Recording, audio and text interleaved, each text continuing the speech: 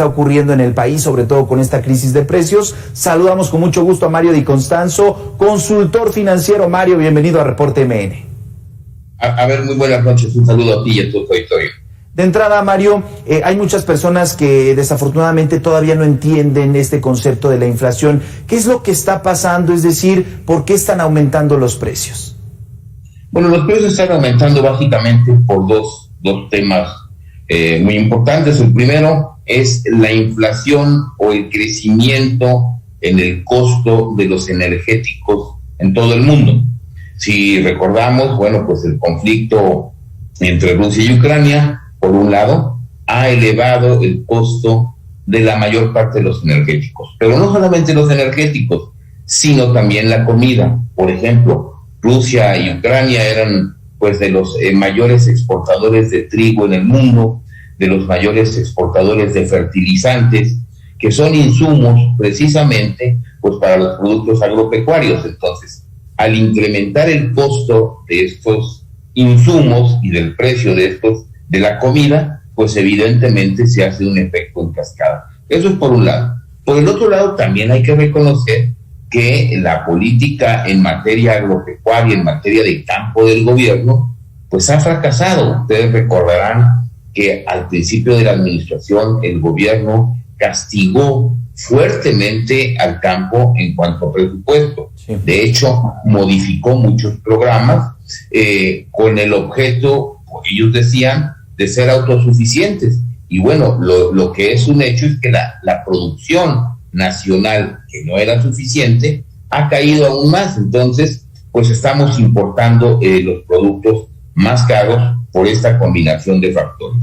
Ahora, ustedes recordarán también que la semana pasada dio a conocer supuestamente el gobierno un programa para combatir la inflación. En este programa definió una canasta de 24 productos que supuestamente negociaría para que el precio pues no se incrementara, y fijó el costo de esta canasta en 1,229 pesos, 1,129 pesos. ¿Cuál es la sorpresa? Nos pusimos a revisar, por ejemplo, el costo actual de la canasta que señala el gobierno. El costo actual de la canasta que señala el gobierno, que incluye arroz, frijol, jitomate, carne de pollo, verduras, bistec, entre otros.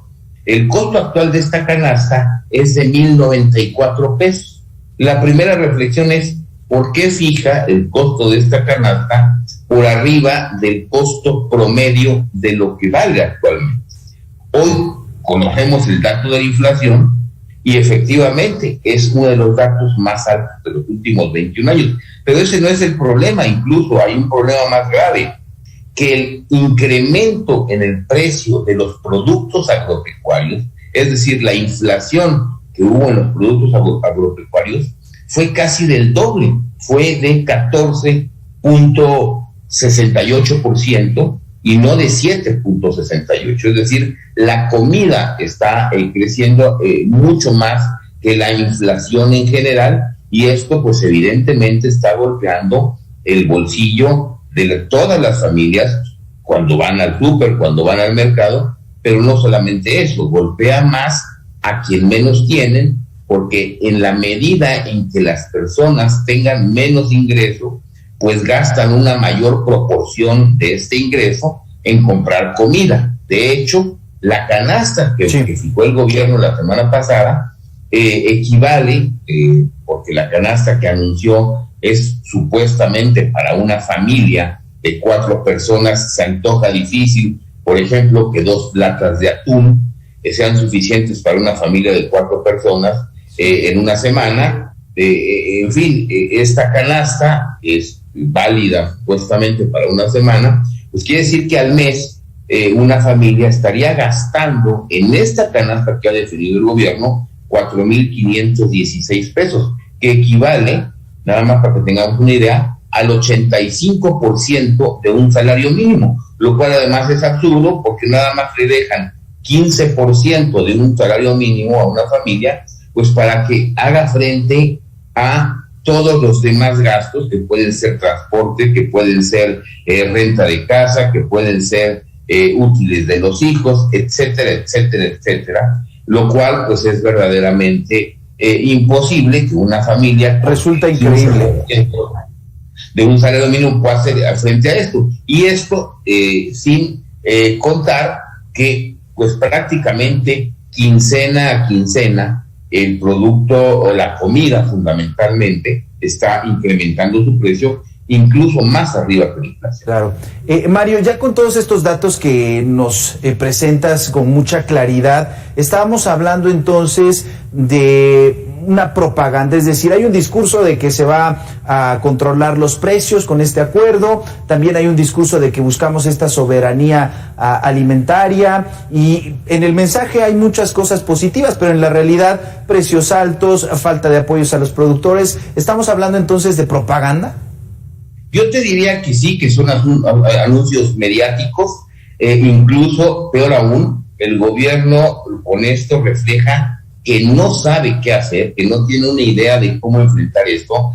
Hablaban que México es de los países en donde menos se han incrementado los energéticos, pues porque los estamos subsidiando, y porque este subsidio, que de alguna manera también nos va a costar a todos, asciende a casi, o ascenderá a 331 mil millones de pesos para este año, que es ahí es donde vienen pues la divergencia de opiniones, y gente que dice, a ver, en lugar de estar subsidiando con tantísimo dinero y no puedes detener la inflación, pues mejor suelta un programa de inversión para que le des más empleo a la gente y la gente tenga más herramientas para defenderte de esta inflación, porque si no tengo empleo y además crecen los precios, pues es mucho peor. En cambio, si el gobierno lanza, por ejemplo, un programa de inversión, hace unos días la propia SCT reconocía que, por ejemplo, a las carreteras, a todas las carreteras en México le falta mantenimiento.